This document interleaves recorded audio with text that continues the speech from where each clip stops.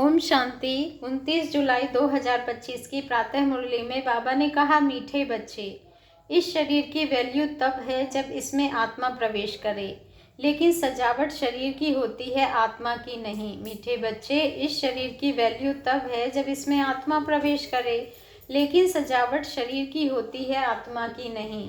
प्रश्न है, तुम बच्चों का फर्ज क्या है? तुम्हें कौन सी सेवा करनी है? उत्तर है, तुम्हारा फर्ज है अपने हमजिन्स को नर से नारायण, नारी से लक्ष्मी बनाने की युक्ति बताना।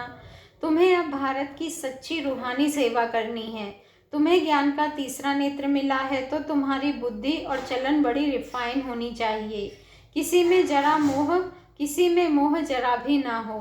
गीत बजा है, नयनहीन को राह दिखाओ। ओम शांति, डबल शांति। तुम बच्चों को रिस्पॉन्ड करना चाहिए, ओम शांति। हमारा स्वधर्म है शांति। तुम अभी शांति के लिए थोड़े ही कहाँ जाएंगे? मनुष्य मन की शांति के लिए साधु संतों के पास भी जाते हैं ना। अब मन बुद्धि तो है आत्मा के ऑर्गन्स। जैसे यह शरीर के ऑर्गन्स हैं, वैसे मन बुद्धि और चक्षु। अब चक्षु जैसे यह नयन है, वैसे वह नहीं है। कहते हैं, हे प्रभु, नयनहीन को राह बताओ। अब प्रभु व ईश्वर कहने से वह बाप का लब नहीं आता है। बाप से तो बच्चों को वर्षा मिलता है, यहाँ तो तुम बाप के सामने बैठे हो, पढ़ते भी हो। तुमको कौन पढ़ाते हैं? तुम ऐसे नहीं कहेंगे कि परमात्मा व प्रभु पढ़ाते हैं, तुम कहेंगे शिव बाबा पढ़ाते हैं। बाबा अक्षर तो बिल्कुल सिंपल है भी बाप दादा। आत्मा को आत्मा ही कहा जाता है, वैसे वह परमात्मा है। वह कहते हैं, मैं परम आत्मा यानी परमात्मा तुम्हारा बाप हूँ। फिर मुझ परम आत्मा का ड्रामा अनुसार नाम रखा हुआ है शिव।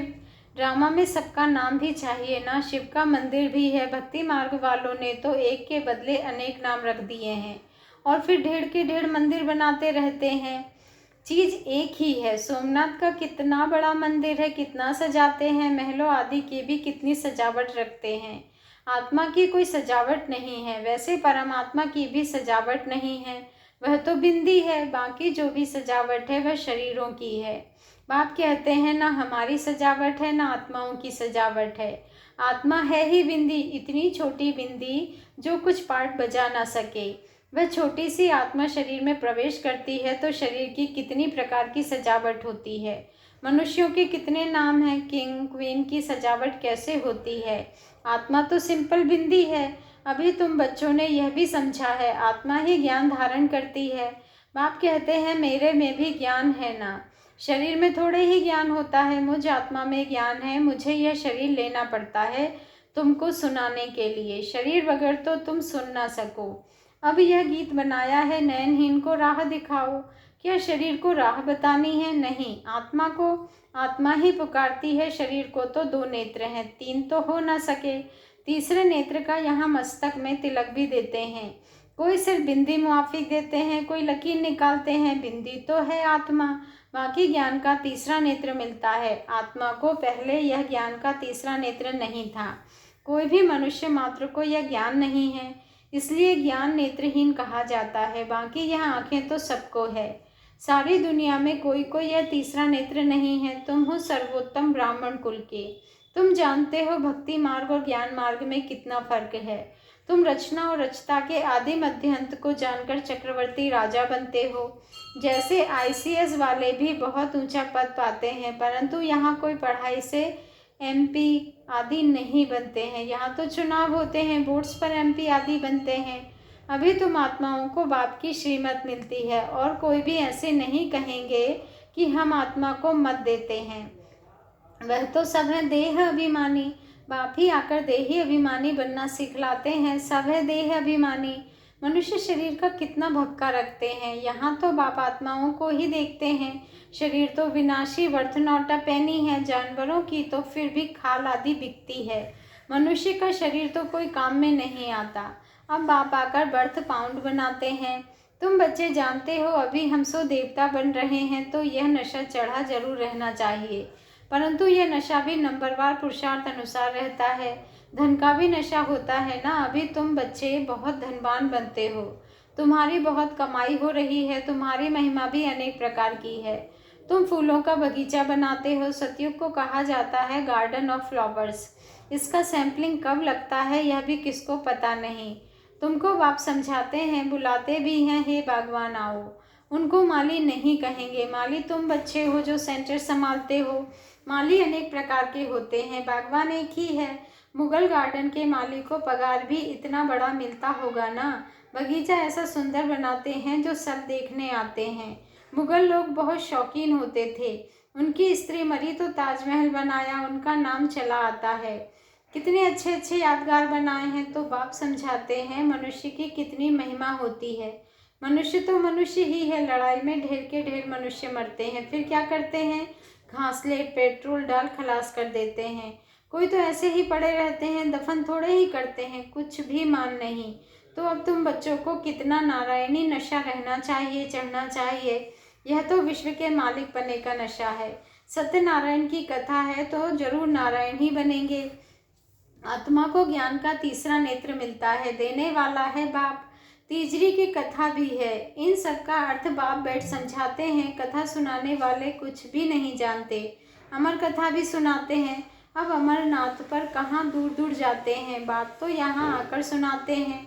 ऊपर तो सुनाते नहीं हैं। वहाँ थोड़े ही पार्वती को बैठ अमर कथा सुनाई। यह कथा आदि तो बनाई है, यह भी ड्रामा में नूंद है।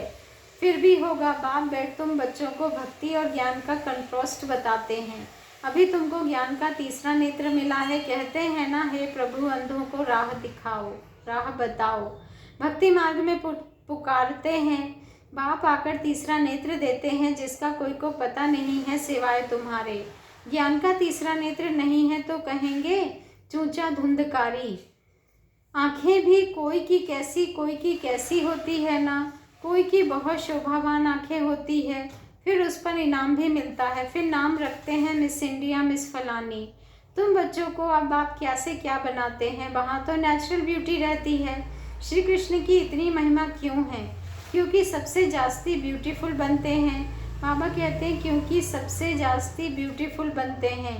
नंबर 1 में कर्मातीत अवस्था को पाते हैं, इसलिए नंबर 1 में गायन है। यह भी बाप बैठ समझाते हैं। बाप बार बार कहते हैं बच्चे मन मना भव। हे आत्माएं अपने बाप को याद करो। बच्चों में भी नंबरवार तो है ना। लौकिक बाप को भी समझो 5 बच्चे हैं, उसमें भी जो बहुत सयाना होगा उनको नंबर 1 रखेंगे। माला का दाना हुआ ना, कहेंगे यह दूसरा नंबर है, यह तीसरा नंबर है। एक जैसे कभी नहीं होते हैं। बाप का प्यार भी नंबरवार होता है। वह है हद की बात, यह है बेहद की बात। जिन बच्चों को ज्ञान का तीसरा नेत्र मिला है उनकी बुद्धि और चलन आदि बड़ी रिफाइन होती है। एक किंग ऑफ फ्लावर होता है तो यह ब्रह्मा और सरस्वती किंग क्वीन फ्लावर ठहरे। ज्ञान और याद दोनों में तीखे हैं। तुम जानते हो हम देवता बनते हैं, मुख्य 8 रतन बनते हैं। पहले पहले है फूल, फिर युगल दाना ब्रह्मा सरस्वती। माला सिमरते हैं ना, वास्तव में तुम्हारा पूजन नहीं है, सिमरन है। तुम्हारे ऊपर फूल नहीं चढ़ सकते हैं। फूल तब चढ़े जब शरीर भी पवित्र हो। यहाँ कोई का भी शरीर पवित्र नहीं है। सब विषय पैदा होते हैं, इसलिए विकारी कहा जाता है। इन लक्ष्मी नारायण को कहते ही हैं संपूर्ण निर्विकारी। बच्चे तो पैदा होते होंगे ना, ऐसे तो नहीं कोई ट्यूब से बच्चा पैदा हो जाएगा। यह भी सब समझने की बातें हैं। तुम बच्चों को यहाँ 7 रोज भट्टी में बिठाया जाता है। भट्टी में ईंटें कोई तो पूरी पकी होती है, पूरी पक जाती है, कोई कच्ची रह जाती है। भट्टी का मिसाल देते हैं। अब ईंट की भट्टी का थोड़े ही शास्त्रों में वर्णन हो सकता है। फिर उसमें बिल्ली की भी बात है। गुल बकावली की कहानी में भी बिल्ली का नाम दिखाया है। गुल बकावली की कहानी में भी बिल्ली का नाम दिखाया है। गुल बकावली की कहानी में भी बिल्ली का नाम दिखाया है। दीपक को बुझा देती थी। तुम्हारा भी यह हाल होता है ना। माया बिल्ली विघ्न डाल देती है, तुम्हारी अवस्था को ही गिरा देती है। देह अभिमान है पहला नंबर, फिर और विकार आते हैं। मोह भी बहुत होता है। बच्ची कहे मैं भारत को स्वर्ग बनाने की रूहानी सेवा करूंगी। मोहवश माँ बाप कहते हम अलाउ नहीं करेंगे। यह भी कितना मोह है। तुम्हें मोह की बिल्ली या बिल्ला नहीं बनना है। तुम्हारी एम ऑब्जेक्ट ही यह है। बाप आकर मनुष्य से देवता, नर से नारायण बनाते हैं। तुम्हारा भी फर्ज है अपने हमजिन्स की सेवा करना, भारत की सर्विस करना। तुम जानते हो हम क्या थे, क्या बन गए हैं। अब फिर पुरुषार्थ करो राजाओं का राजा बनने के लिए। तुम जानते हो हम अपना राज्य स्थापन करते हैं, कोई तकलीफ की बात नहीं। विनाश के लिए बाबा कहते हैं तुम जानते हो हम अपना राज्य स्थापन करते हैं, कोई तकलीफ की बात नहीं। विनाश के लिए भी ड्रामा में युक्ति रची हुई है। आगे भी मूसलों से लड़ाई लगी थी, अब तुम्हारी पूरी तैयारी हो जाएगी, सब फूल बन जाएंगे, तब विनाश होगा। कोई किंग ऑफ फ्लावर है, कोई गुलाब, कोई मोतिया है। हर एक अपने को अच्छी रीति समझ सकते हैं कि हम अक हैं व फूल हैं। बहुत है जिनको ज्ञान की कुछ धारणा नहीं होती है। नंबरवार तो बनेंगे ना, या तो बिल्कुल हाईएस्ट या तो बिल्कुल लोएस्ट। राजधानी यहाँ ही बनती है। शास्त्रों में तो दिखाया है पांडव गल मरे, फिर क्या हुआ कुछ भी पता नहीं। कथाएं तो बहुत बनाई है, ऐसी कोई बात है नहीं। अभी तुम बच्चे कितने स्वच्छ बुद्धि बनते हो। बाबा तुमको बहुत प्रकार से समझाते रहते हैं, कितना सहज है। सिर्फ बाप को और वर्षे को याद करना है। बाप कहते हैं मैं ही पतित पावन हूँ। तुम्हारी आत्मा और शरीर दोनों पतित हैं, अब पावन बनना है। आत्मा पवित्र बनती है तो शरीर भी पवित्र बनता है।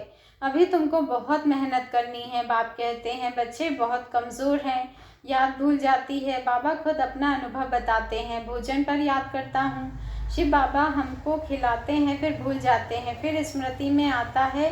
तुम्हारे में भी नंबरवार पुरुषार्थ अनुसार है। कोई तो बंधन मुक्त होते हुए भी फिर फंस मरते हैं, धर्म के भी बच्चे बना देते हैं। अभी तुम बच्चों को ज्ञान का तीसरा नेत्र देने वाला बाप मिला हुआ है।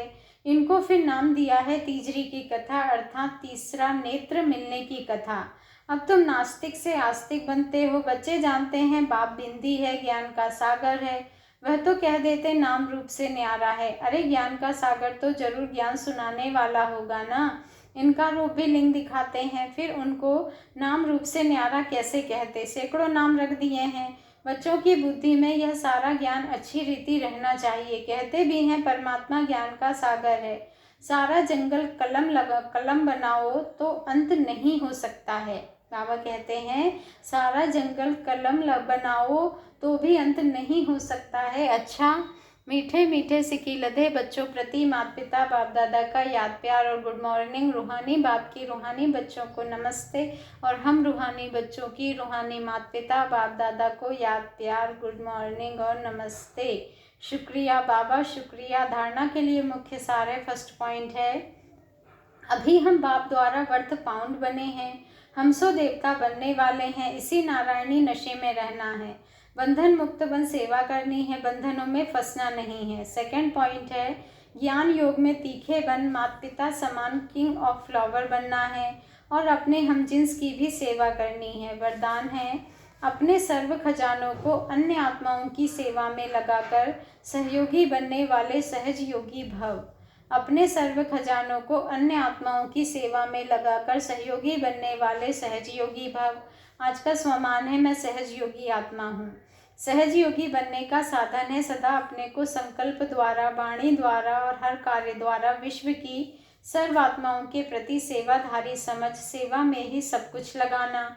जो भी ब्राह्मण जीवन में शक्तियों का, गुणों का, ज्ञान का व श्रेष्ठ कमाई के समय का खजाना बाप द्वारा प्राप्त हुआ है वह सेवा में लगाओ, अर्थात सहयोगी बनो तो सहज योगी बन ही जाएंगे। लेकिन सहयोगी वही बन सकते हैं जो संपन्न हैं। सहयोगी बनना अर्थात महादानी बनना। स्लोगन है बेहद के वैरागी बनो तो आकर्षण के सब संस्कार सहज ही खत्म हो जाएंगे। बेहद के वैरागी बनो तो आकर्षण के सब संस्कार सहज ही खत्म हो जाएंगे। आज का अव्यक्त इशारा है संकल्पों की शक्ति जमाकर श्रेष्ठ सेवा के निमित्त बनो। जैसे अपने स्थूल कार्य के प्रोग्राम को दिनचर्या प्रमाण सेट करते हो, ऐसे अपनी मनसा समर्थ स्थिति का प्रोग्राम सेट करो तो संकल्प शक्ति जमा होती जाएगी। अपने मन को समर्थ संकल्पों में बिजी रखेंगे तो मन को अपसेट होने का समय ही नहीं मिलेगा। मन सदा सेट अर्थात एकाग्र है तो स्वतः अच्छे वाइब्रेशन फैलते हैं, सेवा होती है। अच्छा, ओम शांति। शुक्रिया बाबा, शुक्रिया।